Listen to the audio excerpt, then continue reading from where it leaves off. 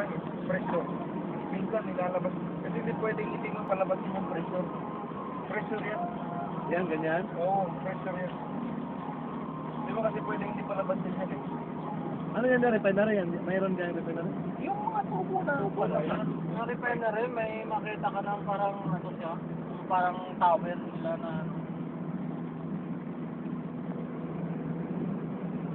Ibang galing din eh. Itim na itim na. Oo, yung sunog na yan. Nilalabas yan eh. Yung pressure niya, nilalabas. Kasi ang espalto kasi, itong espalto na to, Oo. waste material crudo to. Oo. Itong espalto na to, waste material to. Pag na-refine na to siya, diesel na. Ganun. Yan. Crudo yan siya, crude ang tawag siya.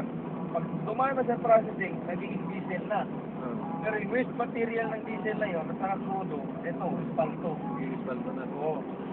Yung pa naman, yung Lata. gasolina, sulfur. Waste material niya yan, sulfur. Nung ginawa pa, ano?